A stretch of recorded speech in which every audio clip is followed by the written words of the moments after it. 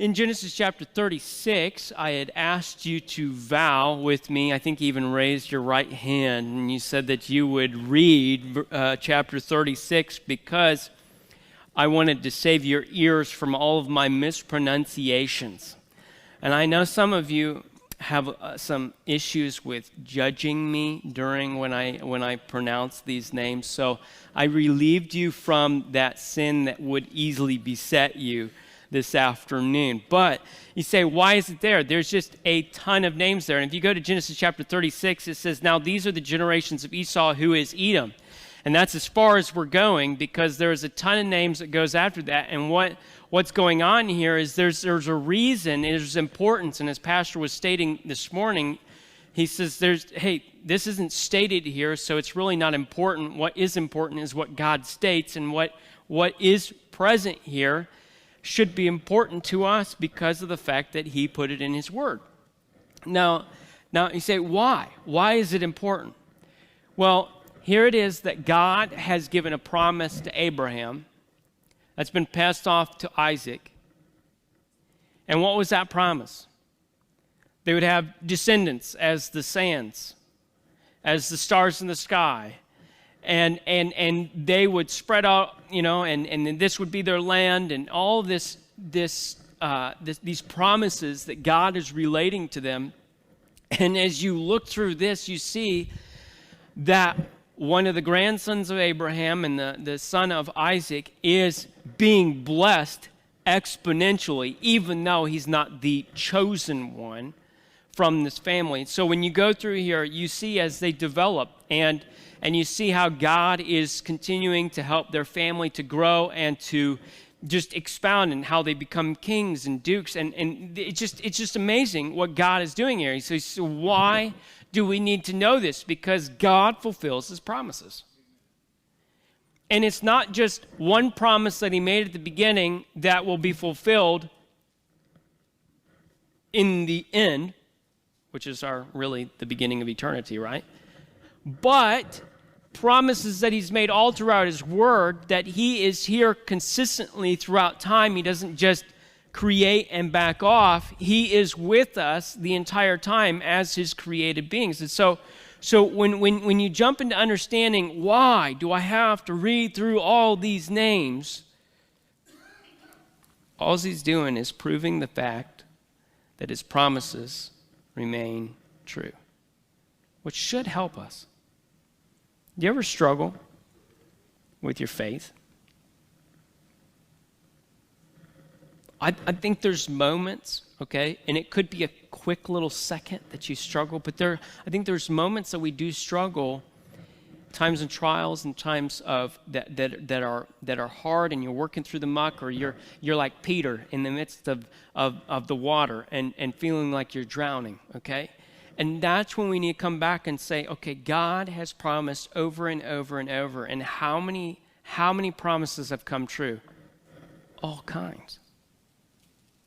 So he is a faithful God. That's something that can be presented, but we also know that God has promised salvation that would be presented to the nations. And here's just one other nation that's going to be presented to. We also know that there are countries and there are people groups that are around Israel that they interact with over time, and this just gives you a connection there to where Esau, his people, his family was from Edom, and there is a lot of correlation all throughout Israel's history.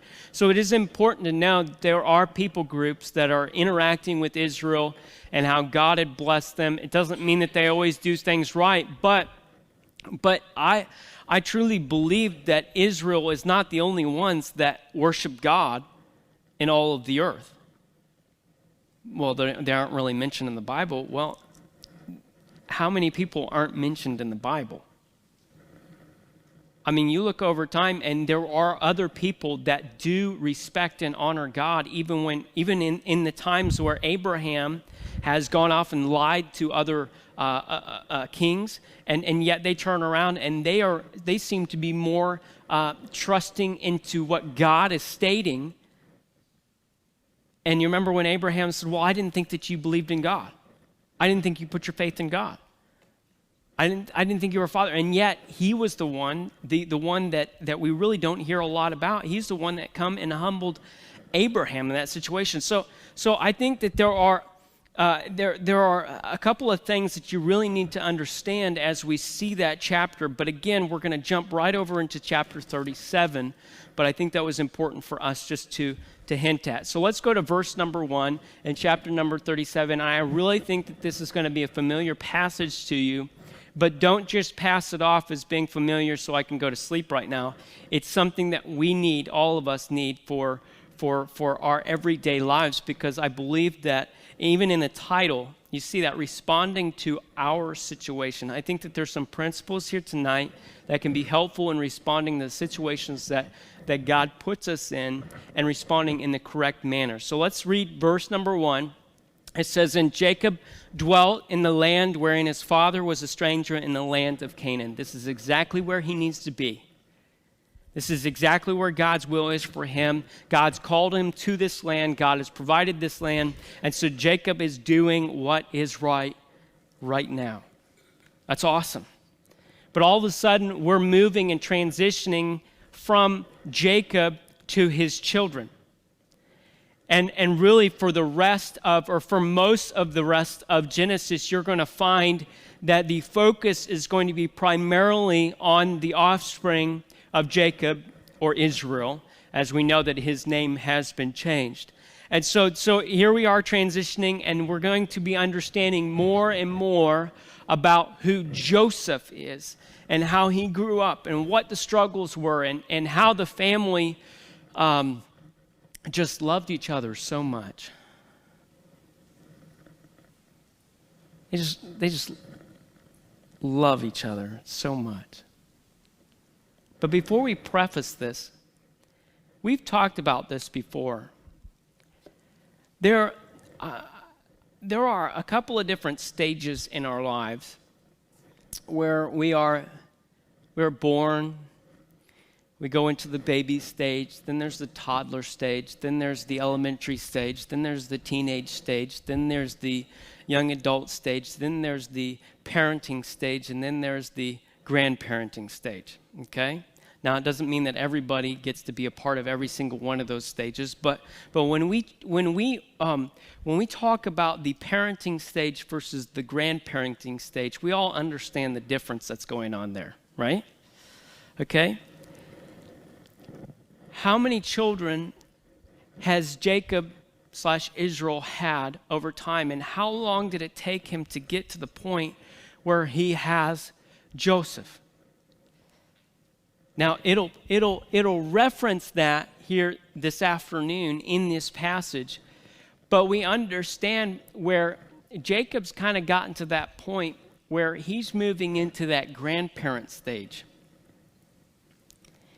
And he's only in that grandparent stage for a certain son. But he's in the parenting stage for all the other sons. And where one son gets raised up, elevated, treated differently than the rest of them. And I think that this becomes a problem. So we're going to jump into that first point, the motivations building up to bitterness. Have you ever struggled with bitterness before? Was it immediate? Did it just show up in your life and you're just like, oh, I understood that was bitterness right from the start? Or did it start off with the seed of disgust, of frustration, of anger, of envy? Where did it start? Did it start with just bitterness, or did it end up there? And what we have here tonight, or this afternoon, is the fact of bitterness that will show up over time. So let's go to verse number 2. It says, "These are the generations of Jacob. Joseph, being 17 years old, was feeding the flock with his brethren, and the lad was with the sons of Bilhah, and with the sons of Zilpah, his father's wives. And Joseph brought unto his father their evil report." Do you ever remember reading this verse in Sunday school? I don't ever remember reading this verse in Sunday school. Because if I was to talk about Joseph, how many of you have viewed Joseph as basically being like almost perfect? Anybody in here? Okay? I really don't see a whole lot of wrongdoing in his life, because the things that have been referenced has mostly been all these positive things, and how he's taken circumstances and just turned them into, hey, we're just going to take this on and we're going to do everything that we possibly can to just do what's right and to work as hard as possible.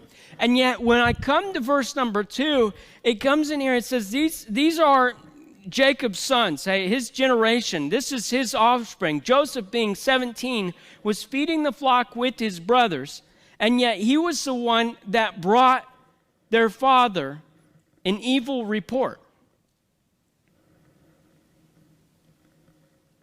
What's going on there? Well, I stated that this first point was the motivations building up to bitterness, but if we were to describe Joseph in a way that his brothers would describe him, the next thing you would say here is that Joseph was a tattletale. Does anybody remember that word? You know, like, is that only a 90s word? I don't know. Stop tattletaling. Have you ever been told that? And yet, if you were to have the perspective of the brothers, he would have stepped in and he would have gone out and he was working with the flocks with his brothers. And yet, when he comes back, he goes and says, "Dad, I got some news for you." Do you have a child like that? Did you have a child like that? Okay, we're not going to reflect much on that, but yet he's got this news. Now, here's the question, and this is what it doesn't reference. Did Jacob send him out to go and to spy on his brothers, where he was just being an obedient child, or was he actually going out and just being a total tattletale because he's got such a connection with his dad? We really don't know. But as we go on and we understand that, hey, listen, Joseph seemed to be a tattletale. He also was a favorite. You go into verse number 3 and verse 4. It says, "Now Israel loved Joseph more than all his children, because he was the son of his old age, and he made him a coat of many colors. And when his brethren saw that their father loved him more than all their brethren, they hated him and could not speak peaceably unto him." So all of a sudden we get into this situation where we understand that really the problem is starting at the very top, where Jacob, or Israel, is actually showing favoritism towards his child, Joseph, the one who's come so much later in life. This is Joseph, the one who came because of Rachel, his favorite wife. Has there ever been favoritism issues within this family? Yeah, you go all the way back to Isaac and his wife there, and what was it? Isaac was definitely connected more so with Esau, and the opposite with Jacob. And so there was favoritism that happened, and this was the norm for him growing up. And so he's translating that norm into what's happening with his own kids. Do you ever struggle with the sins of your parents?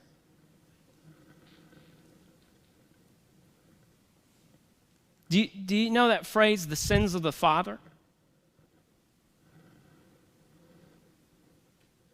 I think it's interesting how when we watch things happen, we tend to see it as normal and go off and do it for ourselves. Do you ever notice weird quirks that you've taken on from your parents?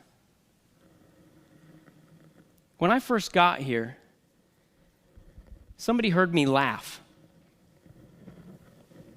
from another room. I don't even remember who it was. And they came in and they said, "Man, I thought that Monty was here." I said, "Really?" Like, "No, he's not here. It's me." Uh-oh. I'm laughing like my dad.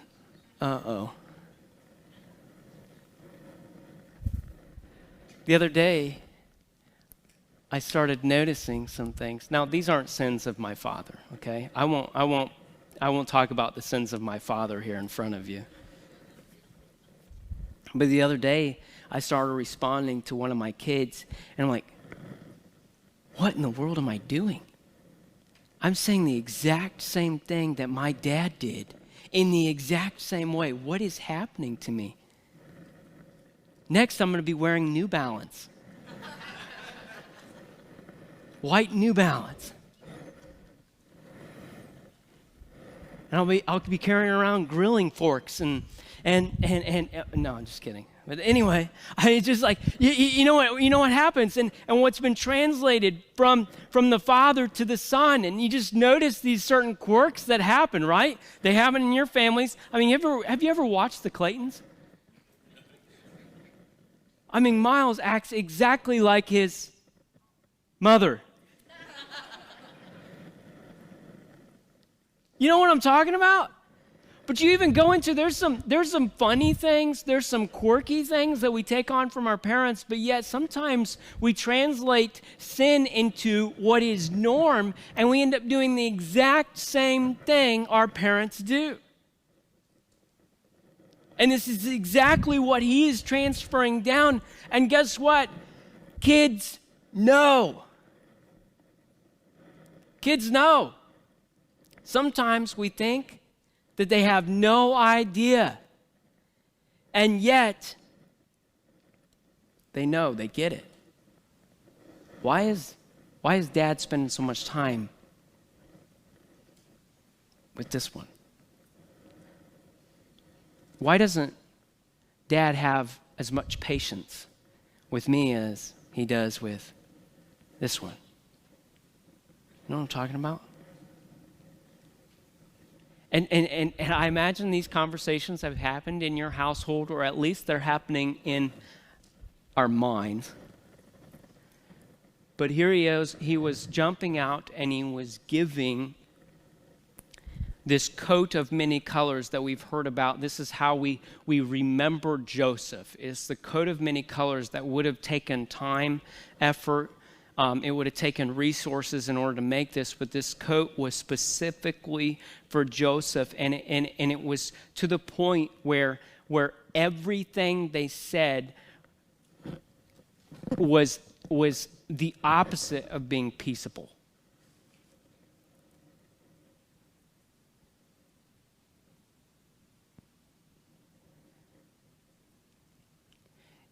You ever wonder why we struggle with our siblings?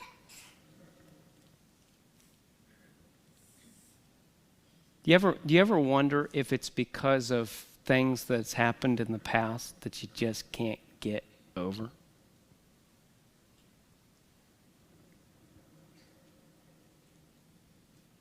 And yet in that difficulty, because yeah, we're Christians, but I don't think that we're separate from sin yet. I think we still have those struggles. I think where we can act a certain way, and then as soon as our siblings show up, then all of a sudden our whole attitude changes with at least certain ones.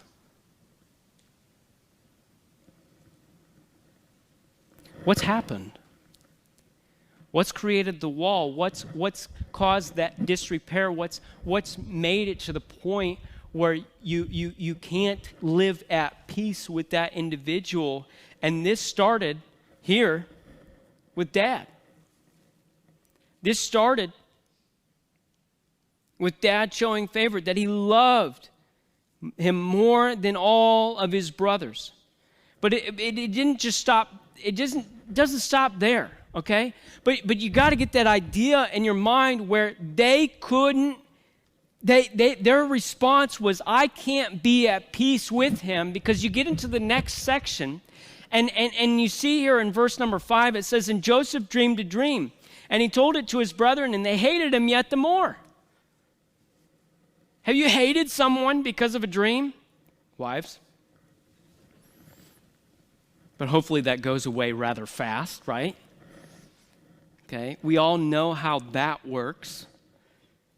But yet he's dreamed this dream, and yet he told it to him. And it says in verse 6, and he said unto them, hear I pray you this dream which I have dreamed, for behold, we were binding sheaves in the field, and lo, my sheaf arose, and also stood upright. And behold, your sheep stood round about and made obeisance to my sheep. So here it was. They were out working in the field, and yet his sheep was standing tall while all the others bowed down. Listen, if any sibling goes to the other siblings and says, hey, you want to hear a dream?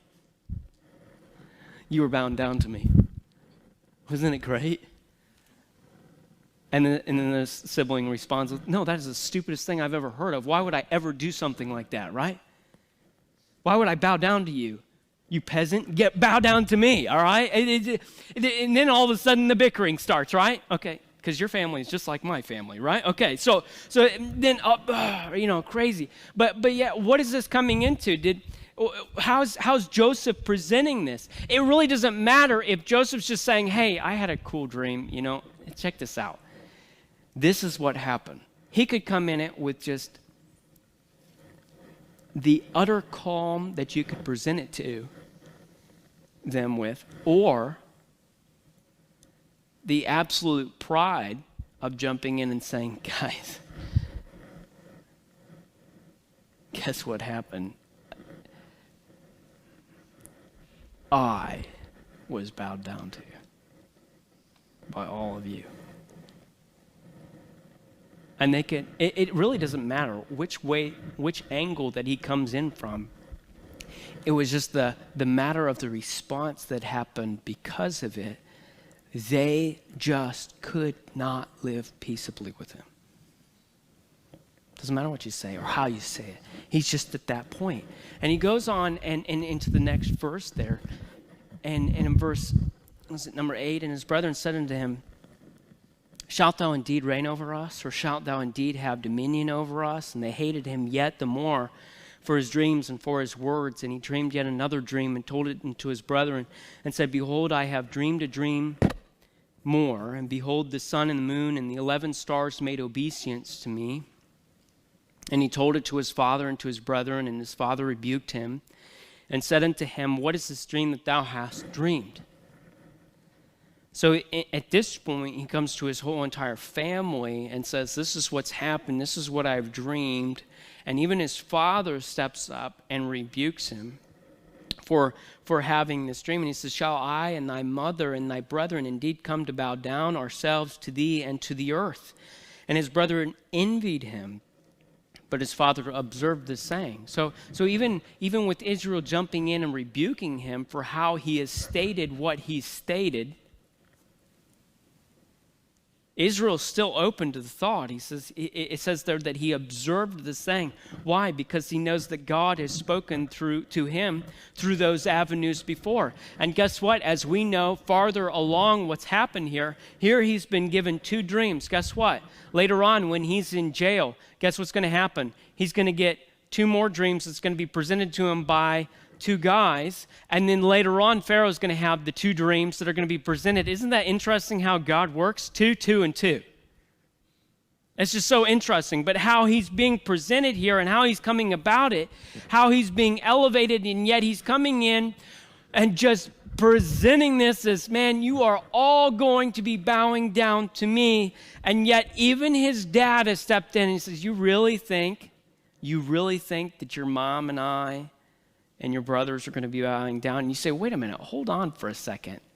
Your mom and I, that just caught my attention. Didn't his mom already die? And it states that there's 11 brothers, which would mean that Benjamin would have to be present, right?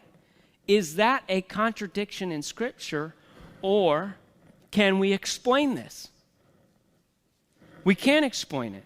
And the fact that Rachel's handmaid would have stepped in, and as you've seen earlier, that Jacob even classifies the handmaids that he's taken as concubines as wives, and yet here he is, she's almost stepped in place to take care of the whole entire situation, as Joseph still would have been young enough to be taken care of. So as you're jumping into this really doesn't contradict it, but here it is, he's presenting and he's saying, you really think that we would all be bowing down to you? Which gets you to think, maybe if Joseph would have not presented this, do you think it would have helped the situation out?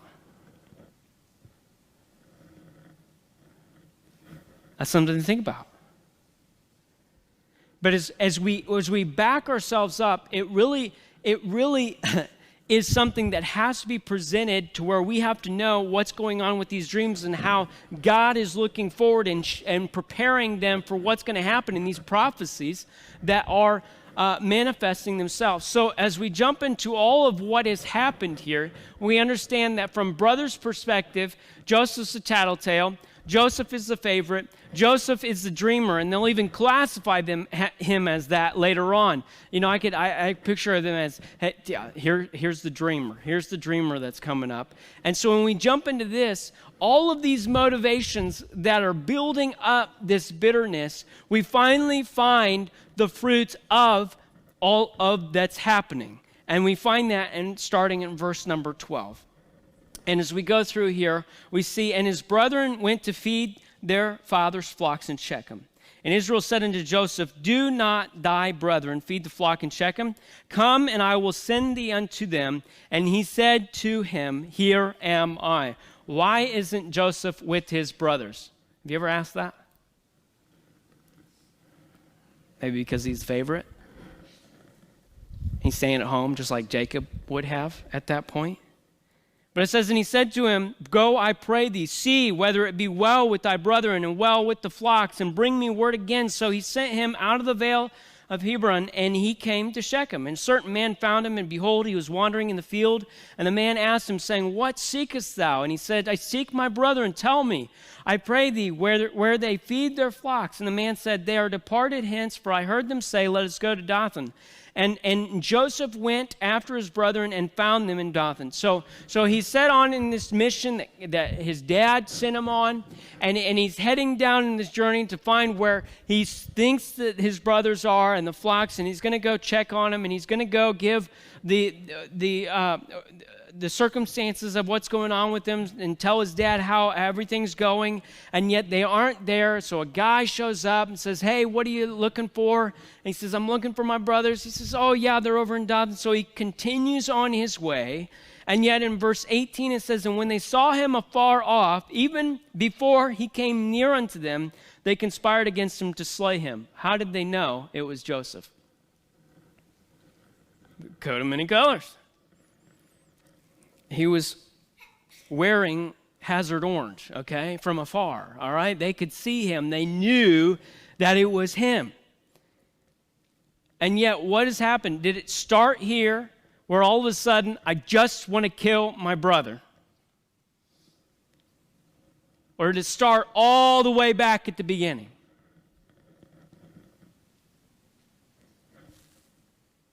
They looked at him afar off, and this is what they were thinking. Let's kill him. Let's be done with him. I hope you've never thought of this with your siblings.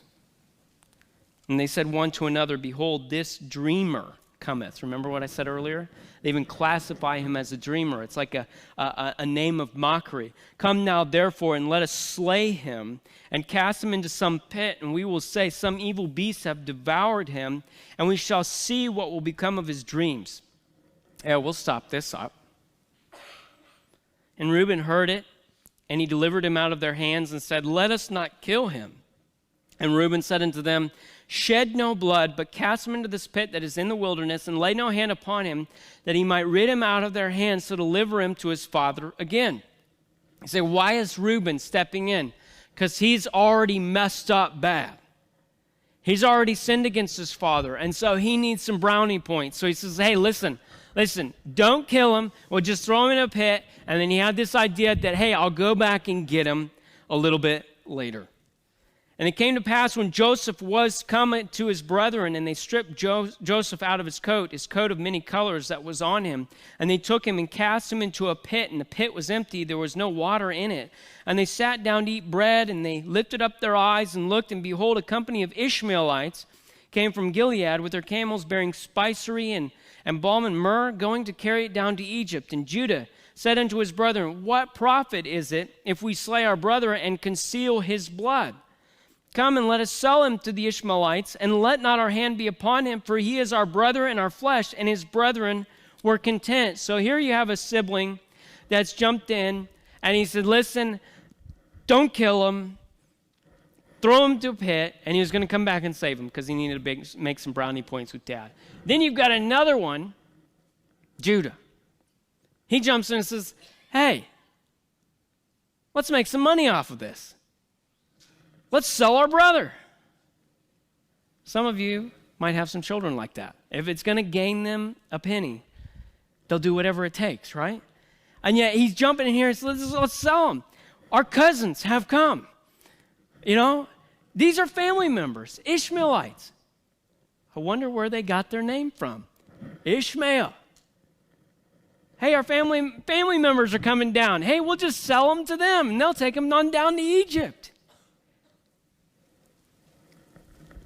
And they were all like, yeah, let's do it. Verse 28, and then there passed by Midianites, merchantmen, and they drew up and lifted up Joseph out of the pit and sold Joseph to the Ishmaelites for 20 pieces of silver, and they brought Joseph into Egypt. And Reuben returned into the pit, and behold, Joseph was not in the pit, and he rent his clothes. Here it was. He knew that he was in trouble. He's the oldest brother, so he knows, hey, listen, my head's on the chopping block for this, and he's already gone. And he returned unto his brother and said, the child is not, and I, whither shall I go? And they took Joseph's coat and killed a kid of the goats and dipped the coat in the blood. And they sent out the coat of many colors, and they brought it to their father and said, this have we found. Know not whether it be thy son's coat or no. And he knew it and said, it is my son's coat. An evil beast hath devoured him. Joseph is without doubt rent in pieces. You see what happened here?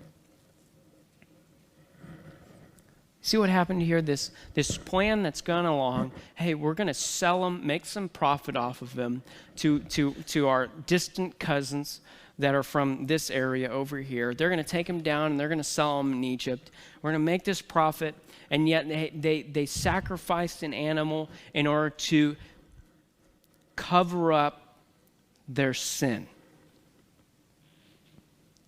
What an interesting picture. What happened when Adam and Eve sinned? They tried to cover up. And yet, what needed to happen, an animal needed to be sacrificed in order for the clothes to be made, to cover up the shame. I just think it's an interesting picture that's going on here. And when they had to sacrifice another animal in order to shed or put the blood on the coat, and when they brought it back, they said, hey, Dad, is this Joseph's? Is this Joseph's? Did they lie? You know, when our kids say, well, I didn't lie. When they have to do this, that means they usually lied, okay? Is this Joseph's? Do you know if it's his? They led him into a thought process where he jumps in and he says, he's been killed. He's been torn into pieces.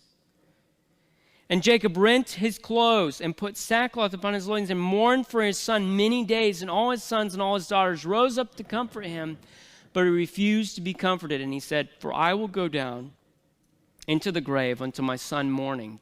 Thus his father wept for him. And the Midianites sold him into Egypt unto Potiphar, an officer of Pharaoh's and the captain of the guard. So we notice the transition that's going to be coming here very, very soon. But Jacob has gotten to the point where he really can't take much more. And he's gone into so much mourning, it doesn't matter what the others do, there is nothing to comfort him. So yeah, this is a beautiful story. This is a beautiful depiction. This is a beautiful depiction of what had happened in the past. So what? What does this have to do with me? What does this have to do with what I deal every single day? What does this have to do? What are the principles that need to be on display for me to be changed in the right manner? And listen, we really need to understand where this all comes from. It seems like that all the problems have started from those who are in authority, where the presentation was that of being of showing favoritism to one child.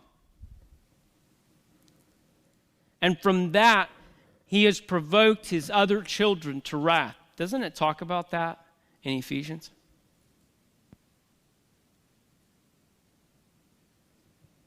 Kids are supposed to obey, but yet dads, don't provoke your children to wrath.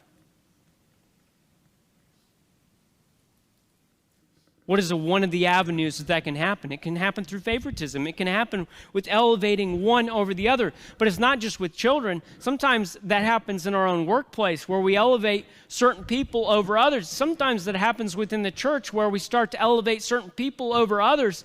And yet all of a sudden we become the decider of who's important and who's not, which then leads to other problems. But yet, you know what? I don't know if Joseph really responded to everything in the correct manner.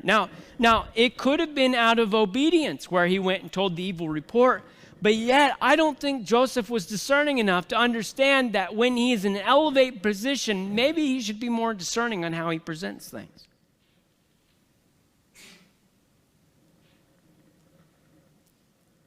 And so when we jump back here,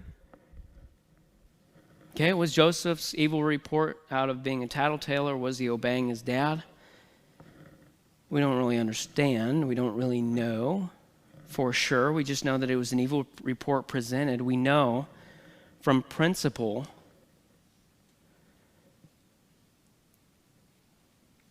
that we really just need to understand how our speech can affect one another.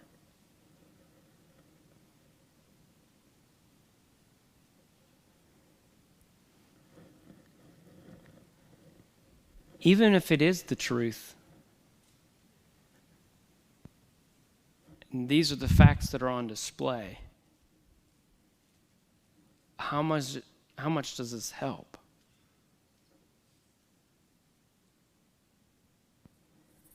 I was just thinking,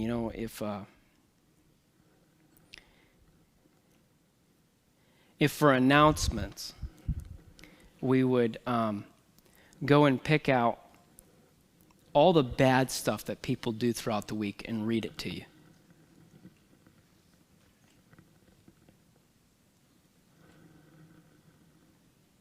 Would that be helpful? Is it truth? Sure, yeah. There's facts. It's true there. But yet, is it best?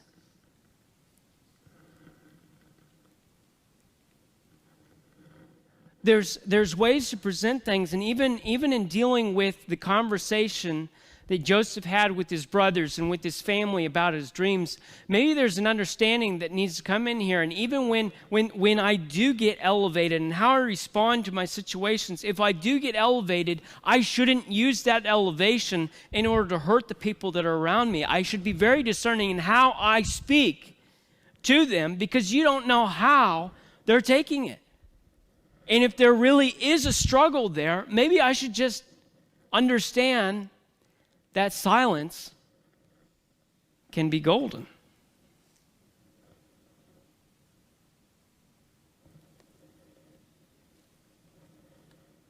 So when we back up,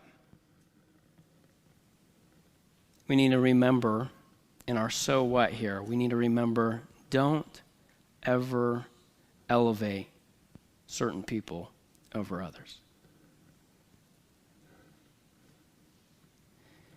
Humility is best. It's the only route when you are elevated, when you're lifted up. And when you jump down into how the brothers responded, you saw the words envy, hatred, unpeaceable, this bitterness. When we start showing these aspects, these sins in our lives, we just need to say no. We need to back away. We need to stay away. We need to get rid of it. We need to pack it up. We need to burn it. We don't need to bury it somewhere we can go back to.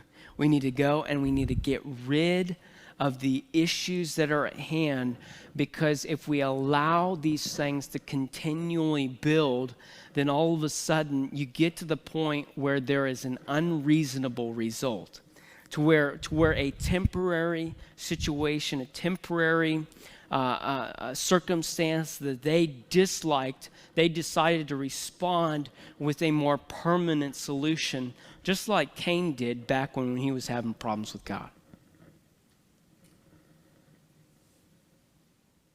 Oh, my sacrifice is unworthy. Guess what? I'll just kill my brother, and so he's got nothing measured up against.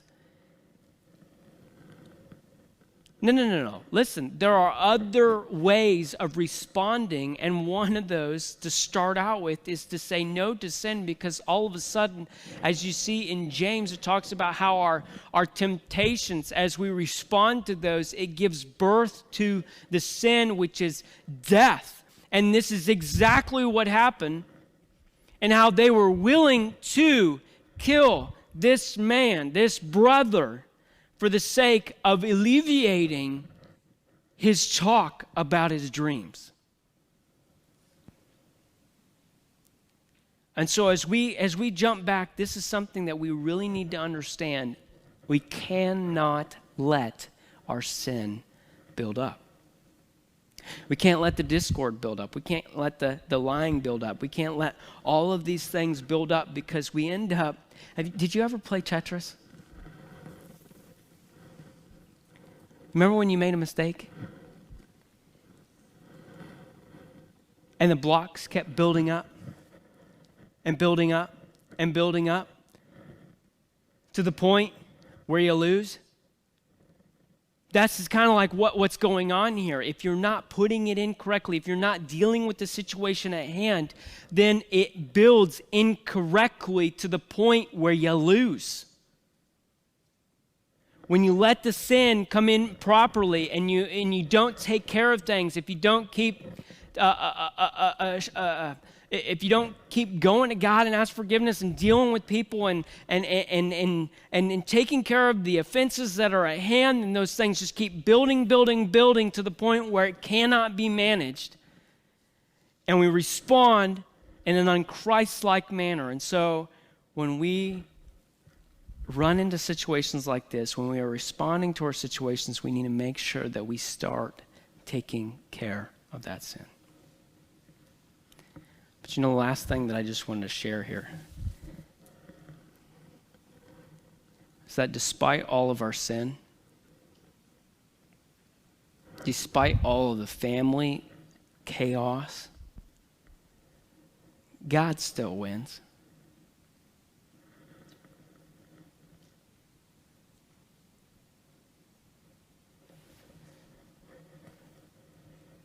Despite all the unreasonable nature, despite all of the sin that's going on, and with what Isaac and what the brothers are doing, and however Joseph was presenting it, despite all of that, God still wins, to where we come to a point later on, we're going to get to this in the end of Genesis, where Joseph responds to his brothers and says, listen, you meant it for evil, but God meant it for good.